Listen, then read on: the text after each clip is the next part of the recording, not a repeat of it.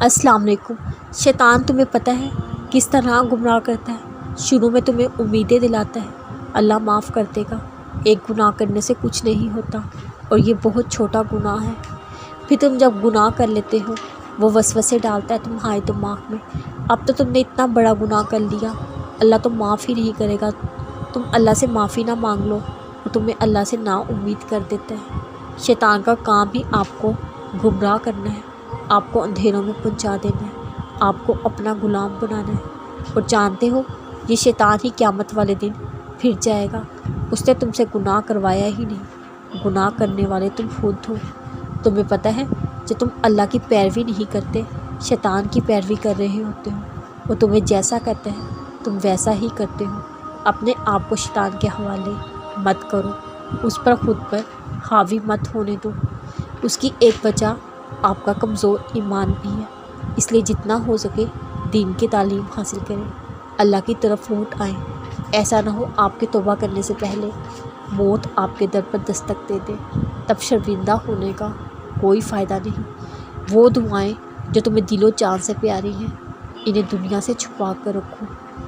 اللہ تو جانتا ہے نا تمہاری دعائیں کتنی معصوم اور سادہ ہیں، جس میں نہ کوئی غرض چھپی ہے نہ کوئی مفاد۔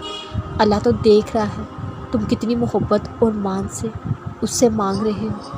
ایک وہی تو ہے جو محبت کی لاج رکھ لیتا ہے، ایک اللہ ہی تو ہے جو بند لبوں کی خاموش فریاد سن لیتا ہے۔ اللہ کو تمہاری خفیہ دعائیں بہت پیاری ہیں، جس کا گواہ صرف وہ ہوتا ہے۔ ایسی دعاؤں کی قبولیت میں نہ کوئی شک ہوتا ہے نہ کوئی دیری ہوتی ہے، وہ بس فوراً سن لی جاتی ہے۔ وہ چیز تمہیں صرف اللہ دینے پر قادر ہے، اسے دنیا سے کیوں مانگنا جو راز تم نے اللہ کو بتا رکھا ہے، اسے دنیا کو کیوں بتانا؟ یہ دنیا نہ تمہیں کچھ دے سکتی ہے نہ تم سے کچھ لے سکتی ہے، اس دنیا کو اپنی بے بسی کیوں دکھانا؟ تمہاری معصوم دعاؤں کا رازدار خود ادا ہے، یقین رکھو وہی تمہاری دعاؤں کو پورا کرے گا۔ وہ دعا جو تمہیں بہت پیاری ہے تمہارے اللہ کو بھی بہت پیاری ہے۔ یہ دونوں صورتیں یقین کی ہیں، کوئی اللہ کی تقسیم پر سر جھکا لیتا ہے، کوئی اللہ کو اپنی چاہت کے لیے منا لیتا ہے، اور اپنے اللہ سے مانگنا، اس سے اپنی خواہش کا اظہار کرنا غلط نہیں۔ تم اتنے پیار سے مانگو اور وہ نہ دے، ایسی تو اس کی محبت نہیں۔